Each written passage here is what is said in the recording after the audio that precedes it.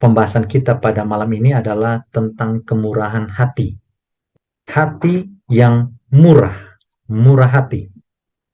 Artinya berarti tidak jual mahal, ya. Kita akan pelajari lebih dalam kemurahan hati. Ayatnya terdapat dalam Matius 5 ayat 7. Berbahagialah orang yang murah hatinya, karena mereka akan beroleh kemurahan. Perkataan Yesus sendiri ya. Orang yang murah hati, maka mereka akan beroleh kemurahan. Ya, memang pada dasarnya di luar sana banyak yang mengatakan bahwa ada hukum karma. Ya, ada yang mengatakan hukum tabur tuai. Kalau kita murah hati, maka kita juga akan memperoleh kemurahan dari sekitar kita, dari orang-orang sekitar kita. Tetapi kita tahu kenyataannya, dan kalau kita mempelajari lebih dalam firman Tuhan, kita tahu bahwa mungkin saja kita sudah bermurah hati kepada orang lain, tetapi kita tidak memperoleh kemurahan itu dari orang-orang sekitar kita. Tetapi janji Tuhan Yesus pada kita pada saat ini adalah dalam Matius 5 ayat 7, walaupun mungkin kita tidak memperoleh kemurahan ya dari sekitar kita, misalnya, tapi kita dijanjikan yang paling pasti kita akan memperoleh kemurahan itu di masa mendatang, atau mungkin kita sudah mengalaminya saat ini dari Tuhan kita sendiri, yaitu kemurahan hati dari Tuhan kita. Tetapi mungkin kita tidak benar-benar merasakannya, padahal sebenarnya Tuhan sudah bermurah hati kepada kita. Mari kita pelajari lebih dalam ya. Ini kata murah hati itu sendiri dari bahasa aslinya adalah eleimon. Oke. Kata murah hati itu dari eleimon. Kemudian ditranslate di dalam Strong's Concordance atau kamus asli bahasa Greka, bahasa Alkitabiah, diterjemahkan ke bahasa Inggris merciful. Nah, kita lihat di sini di bawah. Definisinya adalah merciful dari kata eleimon. Dan artinya di bahasa Inggris merciful dan digunakan full of pity, merciful or compassionate. Yang kalau diterjemahkan artinya penuh belas kasihan, penyayang atau welas asih, ya. Penuh belas kasihan, pengasih, welas asih, penyayang. Kalau menurut Kamus Besar Bahasa Indonesia, kata kemurahan hati artinya kebaikan hati, sifat kasih dan sayang sama seperti tadi ya. Penuh belas kasihan ya, penyayang sama, dan ditambahkan kedermawanan. Ya, dermawan artinya suka memberi. Karena ya, jangan lupa Bapak Ibu Saudara-saudara sekalian, kalau kita berbicara tentang dermawan atau sifat memberi, itu adalah salah satu tanda bahwa kita mengasihi orang. Ingat, tidak mungkin kita mengasihi orang tanpa memberi. Sebaliknya, kalau kita putar, apakah mungkin memberi tanpa mengasihi? Bisa, ya. Dengan alasan-alasan tertentu, bisa. Ya, kita memberi mungkin karena terpaksa, kita memberi mungkin supaya dilihat oleh orang, kita memberi supaya nanti juga dibalas, diberikan oleh orang lain, mengharapkan timbal balik.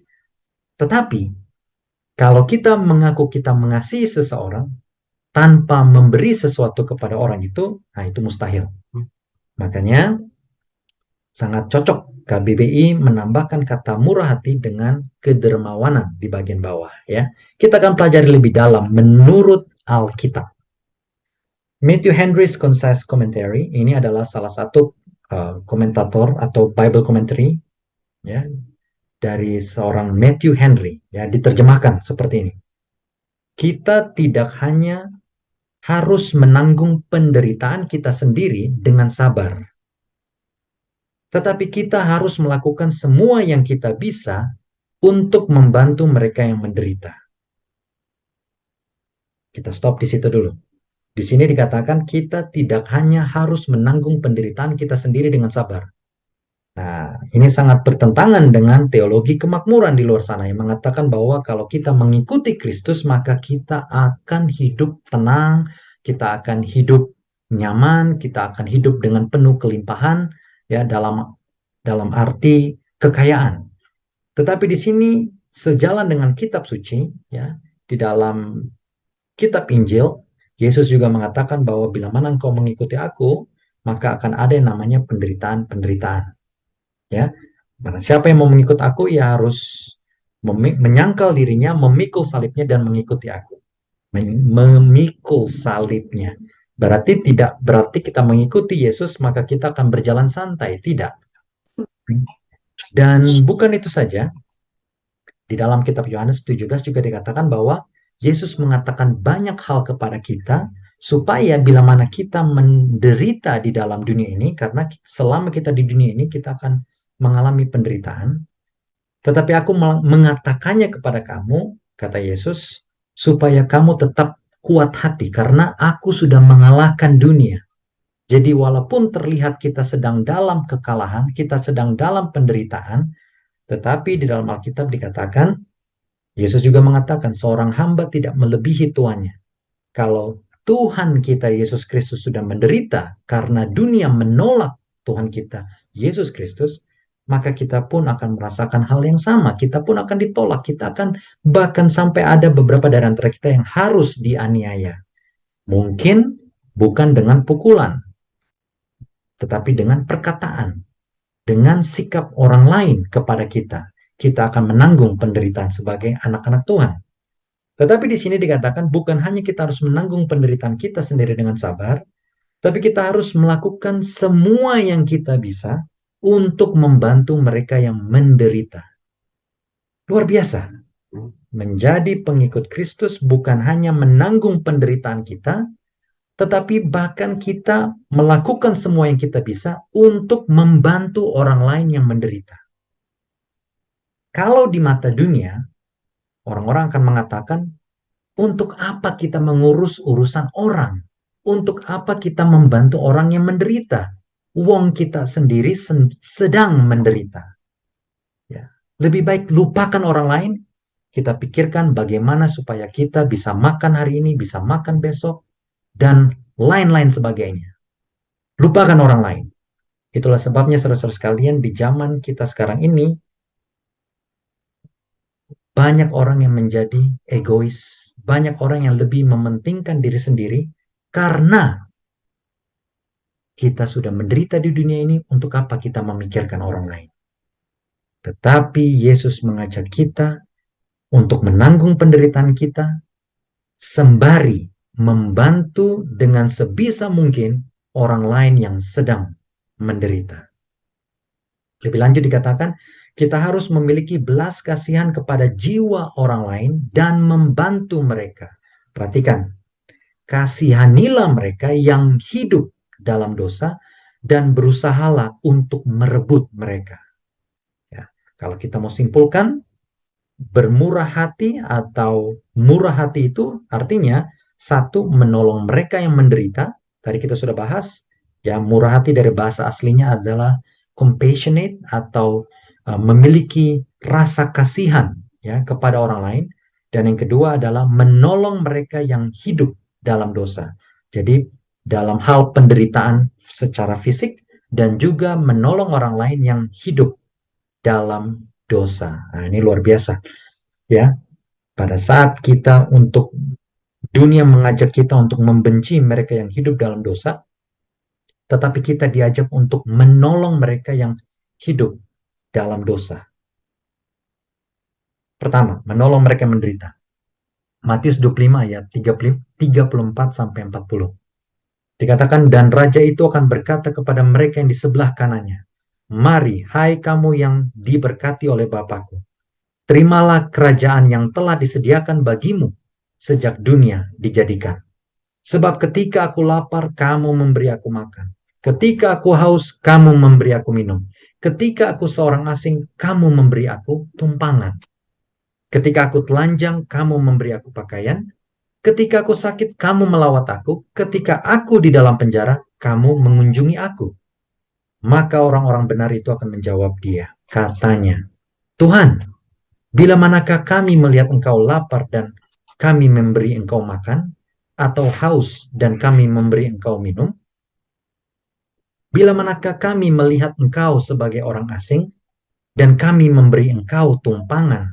atau telanjang dan kami memberi engkau pakaian?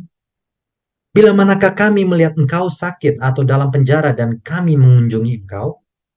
Dan raja itu akan menjawab mereka, aku berkata kepadamu, sesungguhnya segala sesuatu yang kamu lakukan untuk salah seorang dari saudaraku yang paling hina ini, kamu telah melakukannya untuk aku.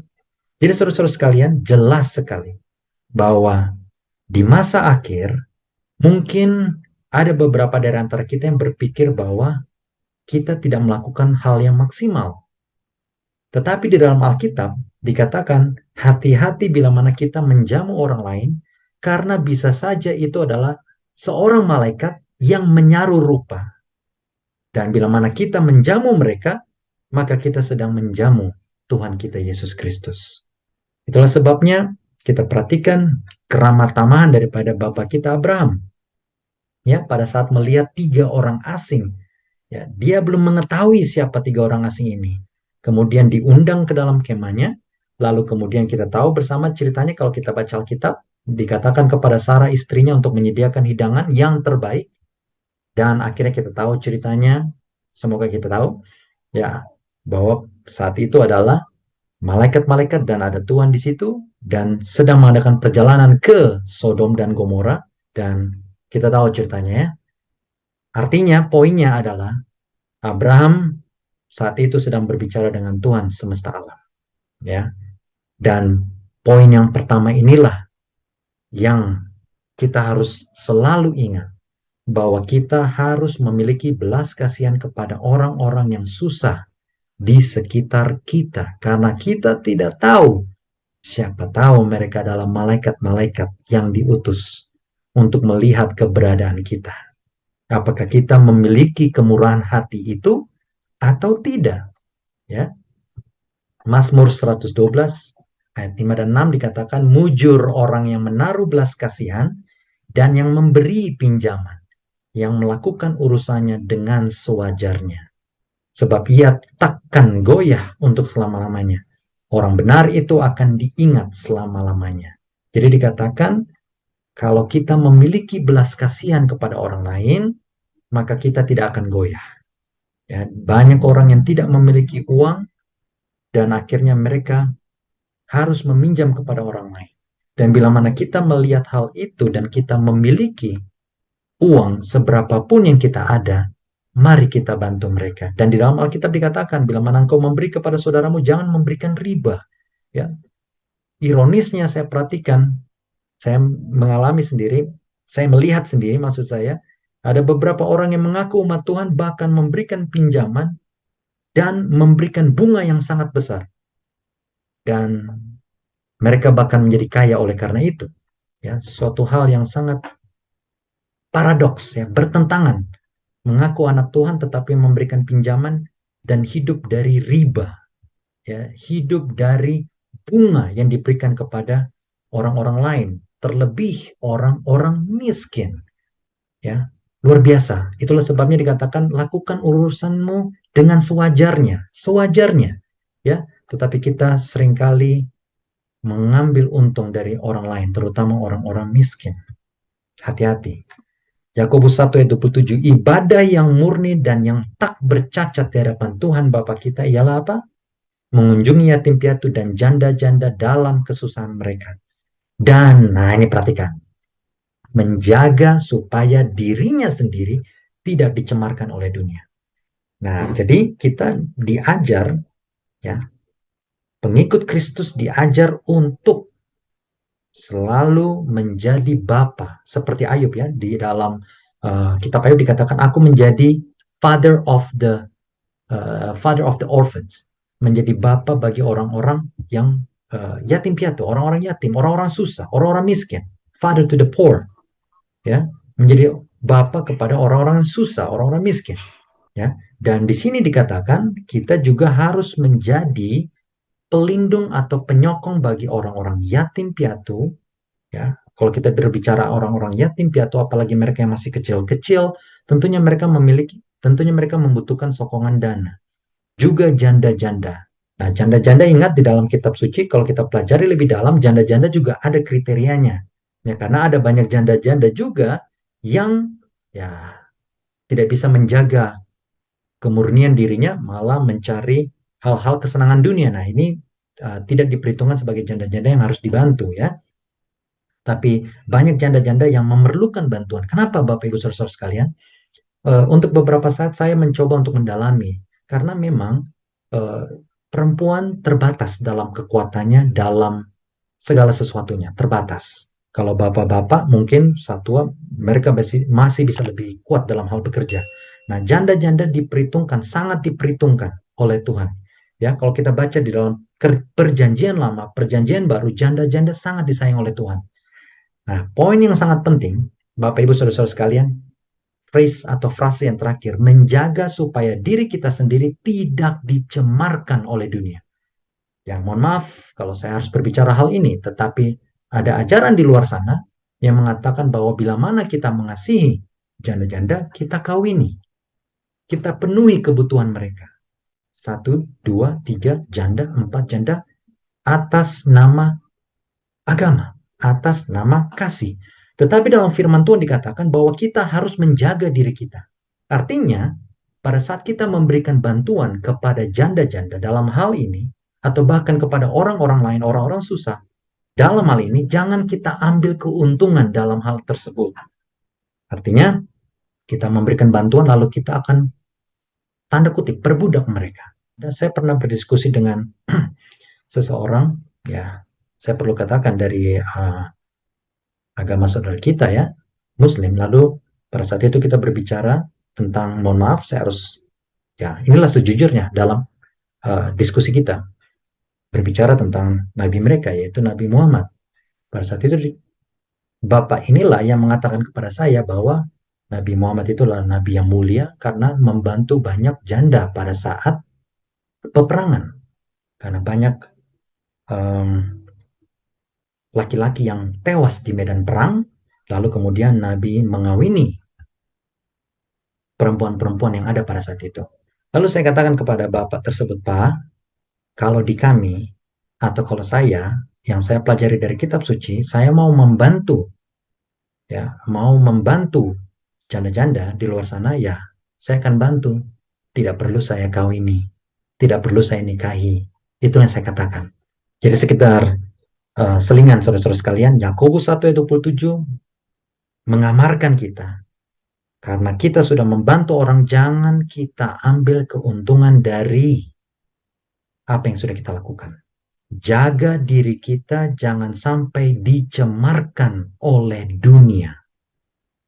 Yesaya 10 ayat 1 dan 2, celakalah mereka yang menentukan ketetapan-ketetapan yang tidak adil. Mungkin dari antara kita ada yang supervisor, mungkin ada yang memiliki suatu pengaruh. Hati-hati, ya. Jangan sampai kita mengeluarkan suatu keputusan ketetapan yang tidak adil.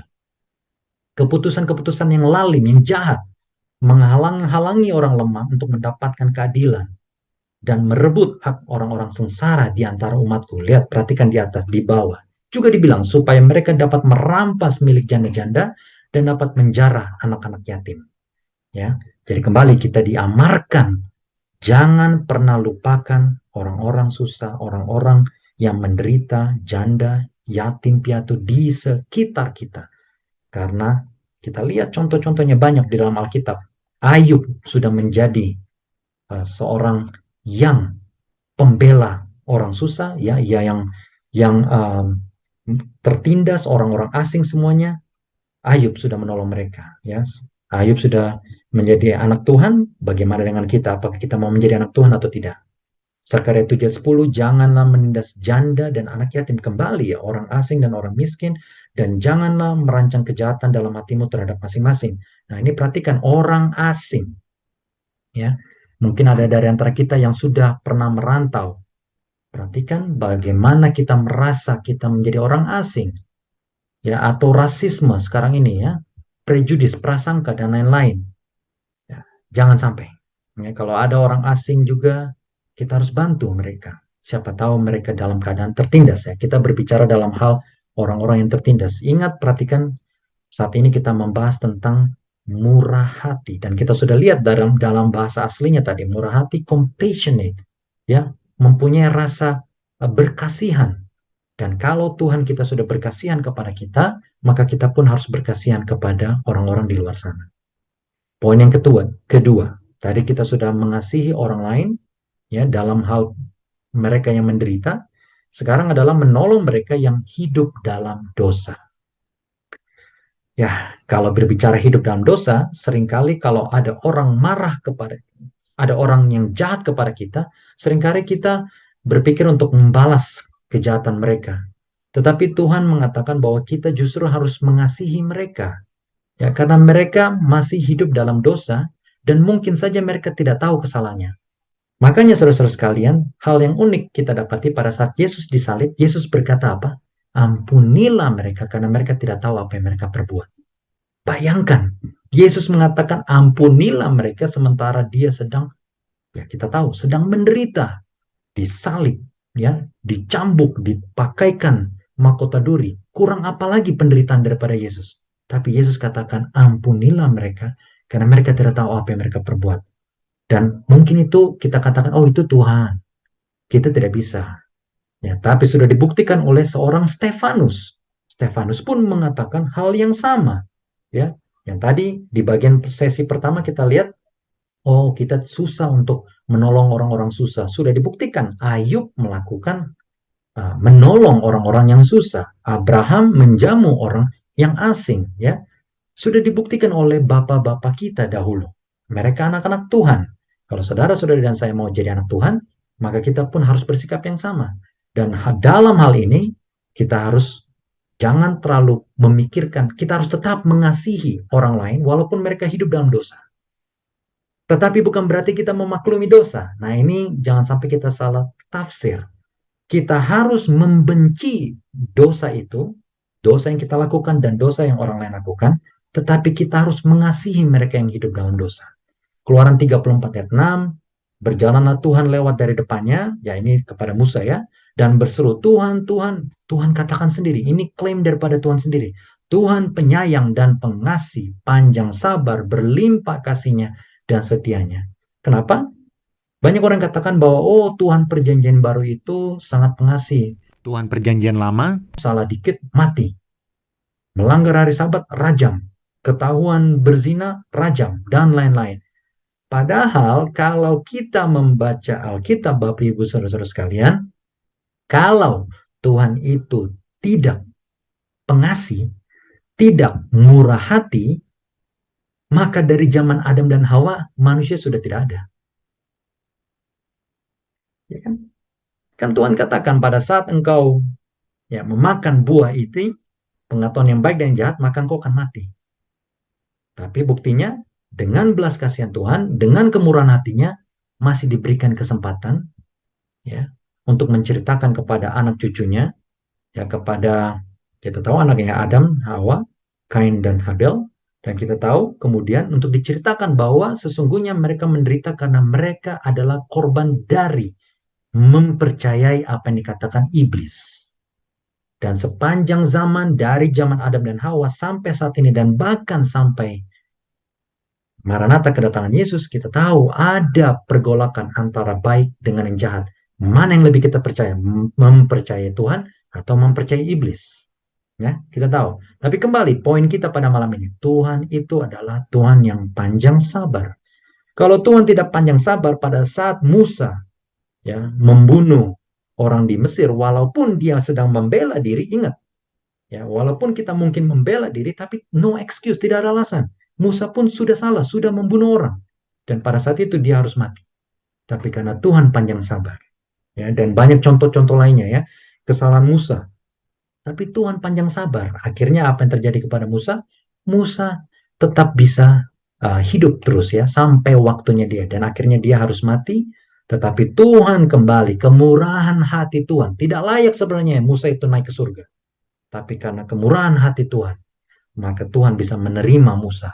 Bukan sampai ke dalam tanah Kanaan saja, tetapi bahkan sampai ke surga. Luar biasa. Tuhan itu murah hati, saudara-saudara sekalian. Lihat, ada yang mengatakan bahwa Tuhan senang dengan kematian orang fasik. Ada yang mengatakan bahwa Tuhan sudah menentukan, wah ini memang saya sudah atur supaya orang ini jahat. Saya sudah ciptakan orang ini supaya orang ini jahat. Perhatikan. Katakanlah kepada mereka, demi aku yang hidup, demikianlah firman Tuhan. Aku tidak berkenan kepada kematian orang fasik. Tuhan tidak suka, saudara-saudara sekalian, kalau orang fasik itu mati. Tapi yang Tuhan inginkan, lihat, aku berkenan kepada pertobatan orang fasik itu dari kelakuannya supaya ia hidup. Bertobatlah, bertobatlah dari hidupmu yang jahat itu. Mengapa kamu akan mati, hai kaum Israel? Jadi saudara-saudara sekalian, perhatikan baik-baik. Ya, Tuhan mau supaya kita semua hidup. Yesus Kristus mati bukan hanya untuk orang Kristen. Yesus Kristus mati untuk semua orang, bahkan ateis sekalipun. Orang Islam, orang Hindu, orang Buddha, semua orang. Masalahnya, orang-orang banyak yang tidak mau menerima kematian Kristus ini. Dan Tuhan tidak bisa memaksakan hal tersebut. Dan kita tahu apa yang terjadi sesudahnya. Tanggung jawab masing-masing. Ya. Mazmur 98 ayat 3. Ia mengingat kasih setia dan kesetiaannya terhadap kaum Israel. Segala ujung bumi telah melihat keselamatan yang daripada Tuhan kita. Segala ujung bumi. Lihat. Semua manusia telah melihat keselamatan daripada Tuhan kita. Ya. Dan memang di dalam kitab Roma dikatakan bahwa tidak ada yang bisa menyangkal Tuhan. Karena kita melihat alam saja sudah membuktikan bahwa ada pencipta kita. Dan lebih lanjut, salah satu tanda bahwa Yesus akan datang segera, yaitu semua pengetahuan akan bertambah-tambah. Dan semua orang pada akhirnya tidak ada yang bisa menyangkal bahwa, oh saya tidak tahu Tuhan. Semua akan tahu tentang konsep keselamatan dari Yesus Kristus. Tetapi bila mana mereka menolak, Tuhan tidak bisa berbuat apa-apa. Karena mereka sendiri yang mau mati. Ya. Padahal Tuhan tidak berkenan, Tuhan tidak mau ada kematian. Bukan rancangan Tuhan dari pada mulanya supaya manusia mati. Ya, manusia sebenarnya diciptakan untuk memimpin bumi ini ya dari Adam dan Hawa. Tetapi Adam dan Hawa memilih untuk memakan buah itu dan ya kejadian dosa masuk ke dalam dunia. Tetapi bukan berarti Tuhan tidak tahu. Ya, karena memang dari awalnya Tuhan yang Maha Tahu itu tahu bahwa Adam dan Hawa akan jatuh, tetapi bukan Tuhan yang membuat Adam dan Hawa itu jatuh. Ya, jangan sampai salah mengerti. Ya, 2 Petrus 3:9. Nah, ini Tuhan tidak lalai menepati janjinya, sekalipun ada orang yang menganggapnya sebagai kelalaian. Banyak orang bilang, aduh Tuhan kok tidak datang-datang ya. Saya seringkali berkata kepada orang, kalau Tuhan Yesus datang sekarang ini, apakah menurut Anda saudara-saudari masuk surga? Dan banyak yang mengatakan, oh kayaknya belum nih, belum siap. Nah, kalau belum siap, bersyukurlah Tuhan Yesus belum datang. Karena di sini dikatakan, ia sabar terhadap kamu karena ia mengendaki supaya jangan ada yang binasa. Lihat, Tuhan mau supaya tidak ada yang binasa. Melainkan supaya semua orang berbalik dan bertobat. Itu maunya Tuhan. Ya, tetapi banyak orang yang memilih untuk binasa. Kenapa? Karena menikmati dunia ini. Itulah sebabnya di dalam Matius ya, Matius 7 dikatakan jalan kepada surga sempit, tetapi jalan kepada neraka atau jalan kepada kematian ya, itu apa? Terbuka lebar, jalan kepada maut. Kenapa? Karena bukan Tuhan yang buat itu, tapi memang orang-orang yang tidak suka dengan kebenaran. Ya, mereka lebih memilih dunia ini dengan kepelisarannya. Dan pada akhirnya mereka akan binasa. Dan tidak bisa menyalahkan Tuhan. Ya. Yakobus 2 ayat 13. Terakhir. Sebab penghakiman yang tak berbelas kasihan akan berlaku atas orang yang tidak berbelas kasihan. Tetapi belas kasihan akan menang atas penghakiman. Saudara-saudara sekalian, ingat, jangan menghakimi supaya engkau tidak dihakimi. Ukuran penghakiman yang kita pakai akan dipakaikan Tuhan kepada kita. Pada saat orang berbuat jahat, lalu kita benar-benar mengutuki orang itu, ya, kalau mengutuki dosa silakan. Karena memang dalam firman Tuhan, kita harus membenci dosa itu. Tetapi kalau kita benar-benar membenci orang lain karena tindak tanduk yang dilakukannya, ya bahaya. Kenapa bahaya? Karena standar kita dalam menghakimi orang, maka itu akan dipakai menjadi standar kita nanti. Hati-hati. Ya. Dan ingat Yakobus 2:15. Penghakiman yang tidak berbelas kasihan akan berlaku atas orang yang tidak berbelas kasihan. Kalau saudara-saudari dan saya membenci bukan hanya dosa, tetapi orang lain yang berdosa tersebut, yang benar-benar, wah, seringkali kita berkata, aduh, keterlaluan orang itu.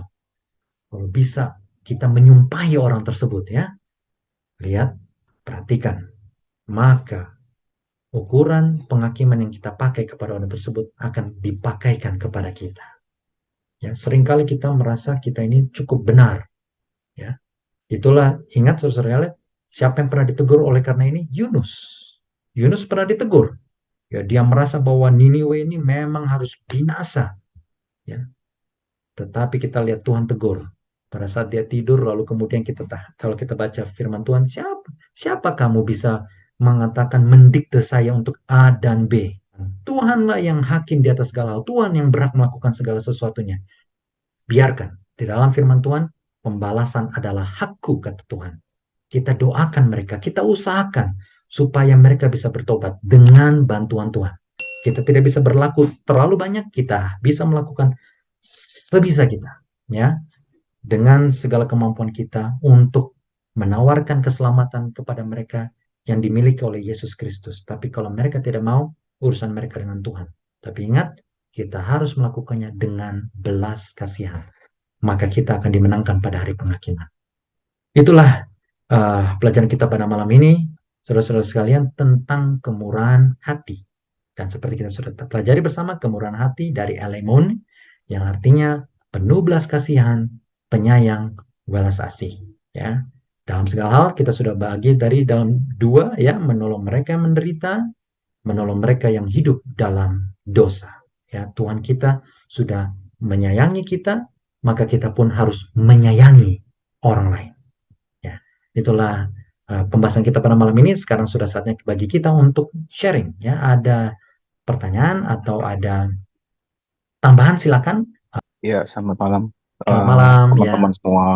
Shalom, Ya, shalom. kalau saya mendengarkan khotbah malam ini cukup terhanyut ya, karena di dalam kehidupan kita sehari-hari kita berpikir bahwa saya menjadi berpikir kalau saya itu agak menjadi manusia-manusia yang self-righteous. Banyak kekurangan yang tidak kita jalani, contohnya di dalam saudara saudara kandung kita saja gitu kan. Eh, Banyak sekali kita sering bertengkar dan berdebat dengan saudara kita, dan sampai-sampai eh, kita pun bisa bermusuhan dengan mereka. Itu sangat disayangkan. Eh, eh, saya melihat diri saya sendiri seperti itu. Makanya teringat saya dengan 1 Korintus 7 ketika Brother Ray tadi membahas firman Tuhan bahwa kalau kita tidak punya compassionate atau mercy kepada sesama kita, even to our own enemy, musuh kita sekalipun, ya kita tidak akan diberikan kasih oleh Tuhan, istilahnya begitu. Nah, itu cukup cukup apa ya? Cukup membuat shaking juga ya hati kita ya. Sorry, tadi bukan 1 Korintus 7 tentang dosa yang dibicarakan oleh Rasul Paulus. Saya lupa itu di yang Rasul itu Roma 7.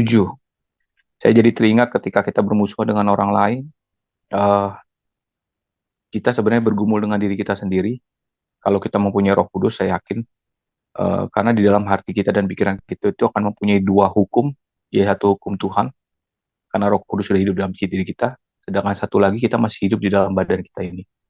Dan itu sering sekali saya alami, terutama terhadap saudara kita, terhadap kalau kita mau memberi sesuatu kepada orang, kita menyayangkan hasil jerih payah kita, seakan-akan itu adalah milik kita.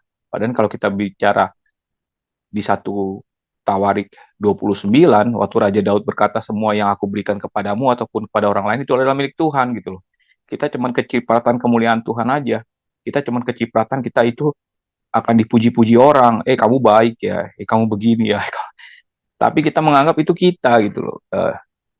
Dengan ibadah malam ini, saya berasa jadi kita nih seperti orang yang bodoh. Kalau kita berbuat seperti itu, we are being so foolish. Dan kedagingan kita itu menyeret kita untuk berbuat dosa tanpa kita sadari. Kedagingan itu akan menyeret kita untuk berbuat self-righteous tanpa kita sadari. Eh, dan itu kalau kita tidak sadar, which is nggak ada yang kebetulan, saya yakin malam hari ini Tuhan juga menegur saya secara pribadi atas apapun yang saya lakukan pada hari ini ataupun hari yang sebelum-sebelumnya, atas ketidaksanggupan saya dalam melawan kedagingan saya, dan saya terus berdoa, meminta ampun dan meminta pertolongan Roh Kudus agar saya terus dikuatkan dan bertumbuh di dalam iman. Dan saya bersyukur dan berterima kasih atas ibadah malam hari ini. Semoga iman kita semua akan dikuatkan oleh ayat-ayat yang diberikan oleh Tuhan kepada kita. Terima kasih. Amin, amin. Terima kasih banyak, Brother Hartanto ya. Ya, ini juga sebenarnya sudah menegur saya juga sebenarnya di awal. Jadi memang firman Tuhan itu selalu menegur kita kan. Terkadang kita lupa untuk mengasihi orang lain. Terkadang juga pada saat kita mencoba untuk mengasihi orang lain, kita berpikir bahwa tadi Brother tentu bilang bahwa ini dari saya, ini padahal itu memang sudah kewajiban kita dan kita cuma kecipratan kata Brother Tanto, bukan kata Brother Tanto, itu kata di dalam firman Tuhan seperti itu. Memang apa yang kita punya itu punya Tuhan, ya kan? Tapi terkadang ya tadi yang di Yakobus juga kan, makanya pada saat kita menolong orang lain, hati-hati jangan sampai kita terseret oleh pengaruh dunia. Ya, saya mau menolong contoh tadi ya, saya mau menolong janda, oh saya kawini saja. Saya dengan atas dasar seakan-akan saya mengasihi, itu salah satu contoh. Padahal itu tidak benar ya di dalam firman Tuhan. Ya, tadi contoh-contoh lainnya. Terima kasih Brother Hartanto.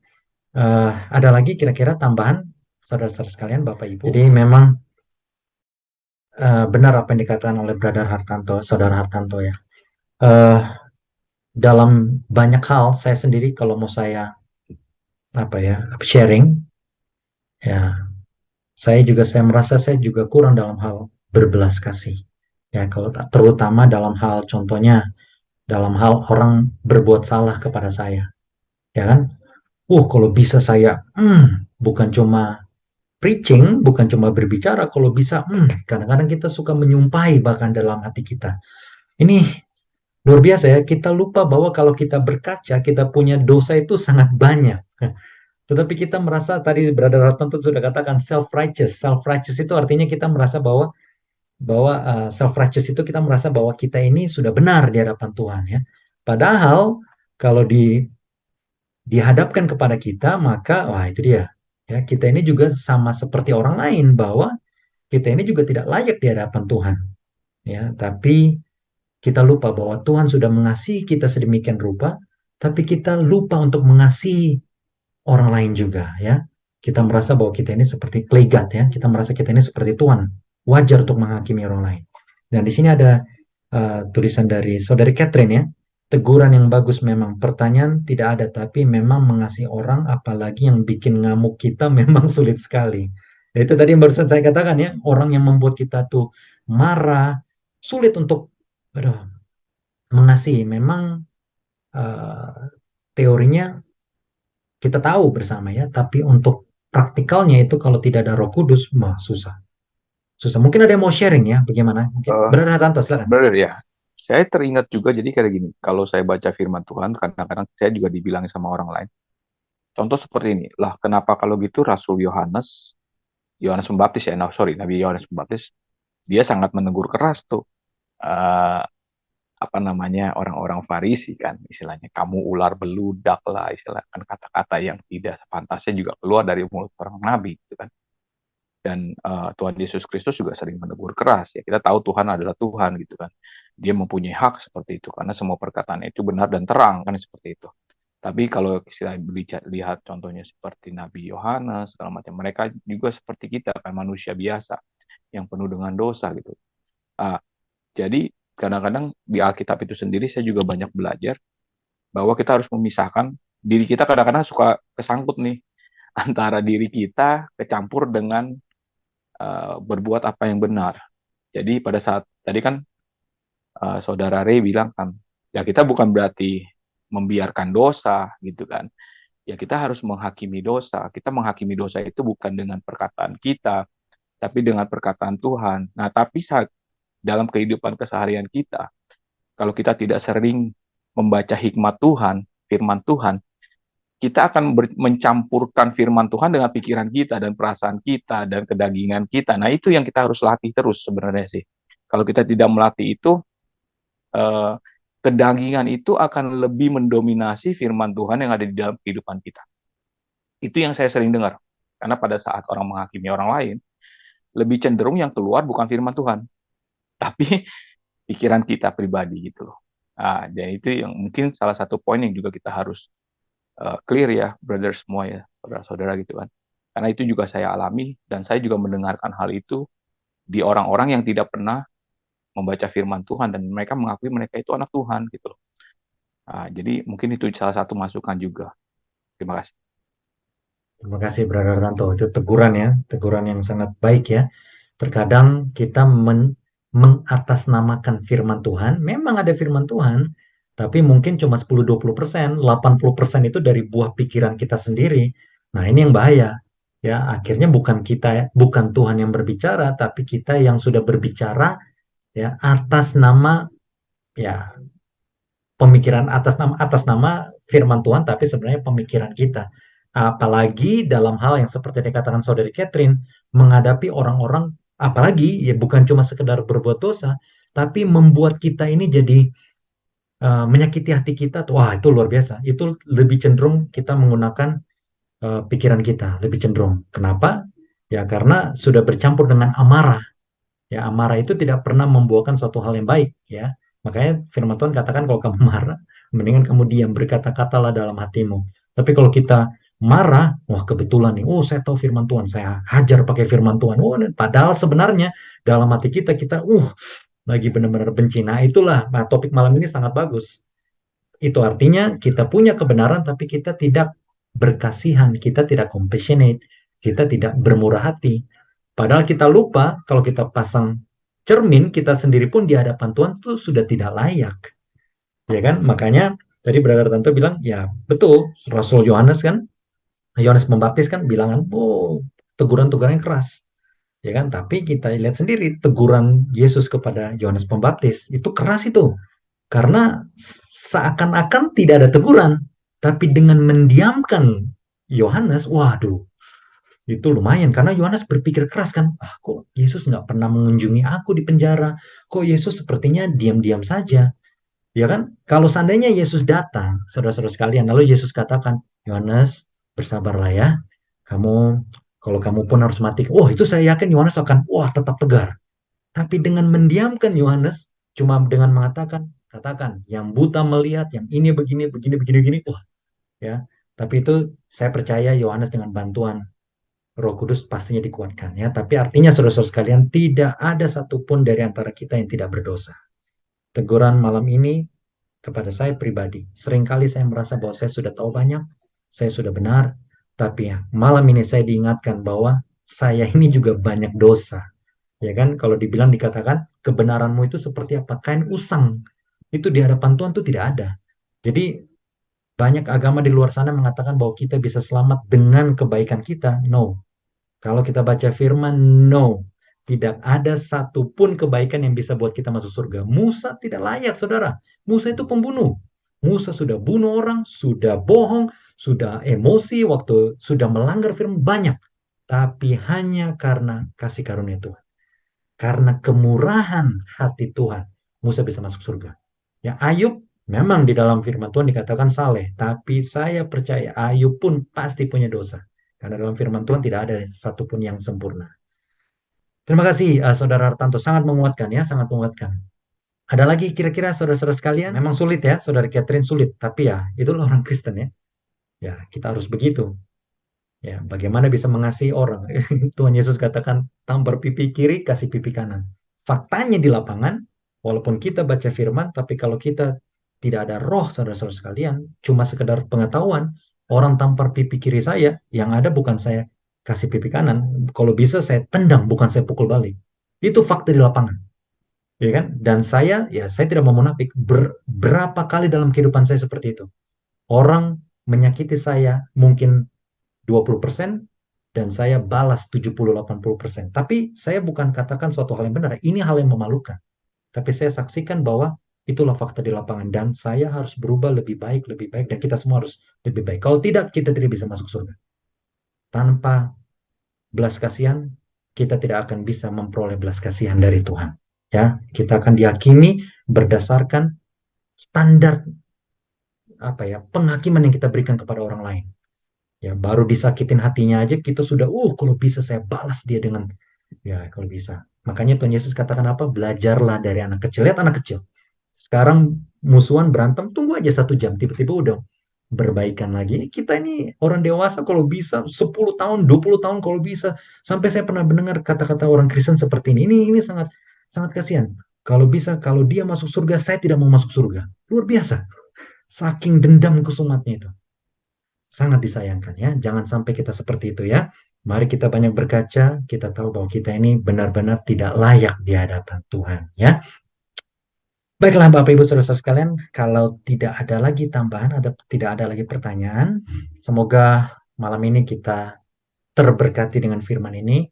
Firman Tuhan itu seperti pedang bermata dua ya. Dan saya percaya tidak ada yang kebetulan, Brother Hartanto tadi sudah katakan. Saya sendiri pun percayalah sudah ditegur terlebih dahulu oleh ayat ini. Tapi ini firman Tuhan, saya tetap harus sampaikan. Semoga kita lebih berbelas kasihan kepada orang lain, ya, dalam hal fisik, mengurangi penderitaan orang lain, dan dalam hal dosa, tidak memaklumi dosa, tetap suarakan kebenaran, tapi berbelas kasihanlah kepada orang tersebut, karena Tuhan sudah berbelas kasihan terlebih dahulu kepada kita. Kalau sudah tidak ada tambahan atau pertanyaan, ada kira-kira yang mau didoakan, kita akan doa tutup bersama.